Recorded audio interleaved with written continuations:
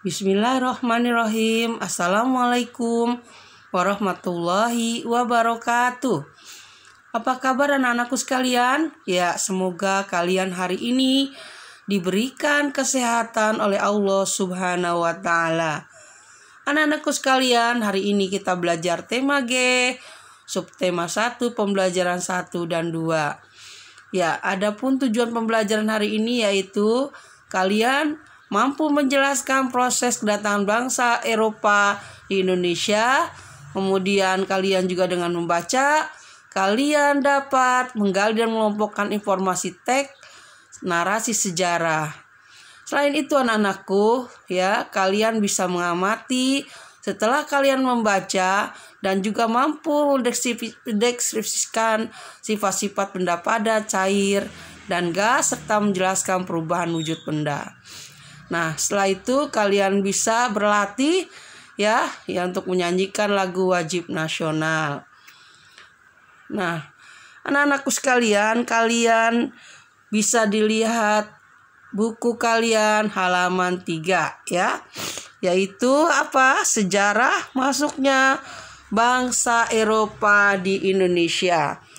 Nah, dari rangkaian sejarah masuknya bangsa Eropa di Indonesia ini, di dalam teks narasi ini ya, bahwa kita tahu semua anak-anakku sekalian, bangsa Eropa ke Indonesia dilatar belakangi oleh faktor apa nak? Iya, faktor utamanya adalah peristiwa direbutnya Konstantinopel, sekarang Turki ya nak ya, negara Turki ke tangan Kesultanan Turki Ottoman pada tahun 1453.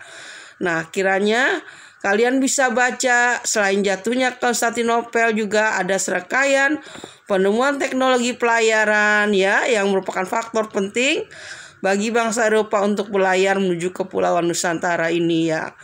Mereka semangat ya untuk mendapatkan kekayaan kita ya, dengan meraih juga kejayaan dan menyebarkan agama ya.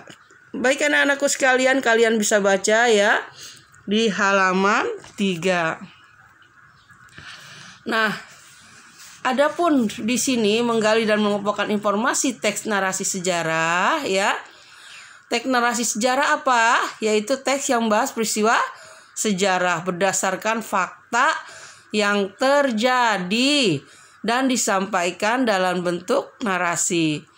Nah, di sini anak-anakku sekalian, caranya apa? Menggali informasi dari teks narasi sejarah, membaca teks. Yang kedua, ya kalian garis bawahi gagasan pokoknya ya setiap paragraf. Yang ketiga, kalian bisa mengelompokkan informasi dalam teks menggunakan kata tanya, dan setelah itu kalian bisa menjawab pertanyaan yang diberikan. Nah, kalian juga selain itu bisa membaca di teks 1 dan 2 pada halaman 12 ya nak ya. Ya. Pada halaman 12. Coba buka bukunya ya. Halaman 12. Nah, di situ ada di teks pertama ada bagaimana masa penjajahan bangsa Portugis di Indonesia ya. Bangsa Portugis kita tahu bahwa pertama kali masuk Indonesia itu pada tahun 1512 ya. Ya, di bawah pimpinan Alfonso ya de Albuquerque. Kemudian anak-anakku, pada teks kedua kalian bisa lihat masa penjajahan bangsa Belanda. Nah, setelah Portugis ya, kalian bisa tahu bahwa penjajahan kembali diulang ya oleh bangsa Eropa, yaitu bangsa Belanda yang datang ke Indonesia pada tahun 1595 di bawah pimpinan Cornelis de Houtman ya. Nah, kalian bisa baca ya nak ya di halaman 12. Nah, lalu anak-anakku sekalian, apakah yang kamu ingin pelajari di sini ya? Nah, setelah itu dengan menggunakan, bisa mengelompokkannya dengan menggunakan kata tanya, apa ya. Nah, apa, what ya, digunakan untuk menanyakan nama atau jenis peristiwa yang terjadi dalam teks. Kemudian di mana where ya digunakan untuk menanyakan tempat berlangsungnya peristiwa dalam teks. Yang ketiga kapan, when, digunakan untuk menanyakan waktu terjadinya peristiwa dalam teks. Kemudian yang keempat adalah siapa, who, digunakan untuk menanyakan tokoh atau pelaku yang terlibat dalam peristiwa yang terjadi dalam teks. Lalu yang kelima anak-anakku, mengapa, why, digunakan untuk menanyakan penyebab atau alasan terjadinya peristiwa dalam teks. Yang keenam, bagaimana atau how, digunakan untuk menanyakan cara atau keadaan saat terjadinya peristiwa dalam teks. Anak-anakku, bisa kamu lihat sekalian di sini teks narasi, kata tanyanya ya, dengan kata tanya. Kalau dulu kita semester sebelumnya kita singkat aja adik Simba ya. Adik Simba. Apa, di mana, iya, kemana atau kapan ya, siapa ya, M-nya mengapa, dan ya B-nya bagaimana. Nah, anak-anak sekalian, nanti kalian juga akan belajar tentang mendeskripsikan sifat-sifat benda padat, cair, dan gas. Nah, apa sih benda padat? Benda padat bentuknya tuh tidak berubah ya nak ya.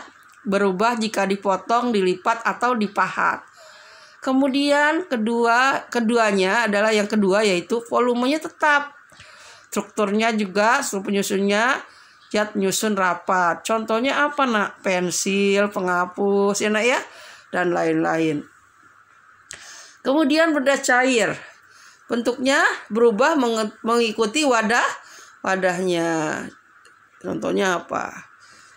Iya, contohnya air yang dimasukkan atau minyak dimasukkan ke dalam sebuah tempat. Dia akan mengikuti wadahnya. Volumenya tetap, kemudian struktur penyusunnya zat penyusun lebih renggang. Contohnya air, minyak, sirup, dan lain-lain. Kemudian benda gas. Bentuknya tidak tetap ya, volumenya berubah mengikuti ruangnya, struktur penyusunnya itu zat penyusunnya saling berjauhan. Ya, contohnya udara. Ya, nanti kalian akan mempraktekkan ya balon sini ya, dengan meniupkan balon dengan udara. Oke. Nah, anak-anak sekalian, kamu tahu kan tentang lagu nasional? Nah, lagu wajib adalah lagu yang diwajibkan untuk diajarkan oleh guru kepada siswa. Dalam rangka apa? Menanamkan rasa cinta kita kepada tanah air, menghargai jasa pahlawan, dan membakar perjuangan. Ciri-cirinya apa nak? Ya, lagu wajib mengandung lirik yang bertujuan menanamkan sikap tanah air ya, tadi kepahlawanan, nasionalisme, serta rela berkorban demi bangsa dan negara. Iramanya biasa penuh semangat ya. Lagu wajib diajarkan, dipelajari, dan dihayati sesuai dengan maksud dan tujuan yang terkandung di dalamnya. Ini Ibu contohkan tentang gugur bunga. Baik anak-anakku, Ibu kira cukup untuk pembelajaran 1 dan 2. Ya, Ibu akhiri dengan mengucapkan alhamdulillahirobbilalamin. Subhanakallahumma wa bihamdika asyhadu an la ilaha illa anta astaghfiruka wa atubu ilaik. Assalamualaikum warahmatullahi wabarakatuh.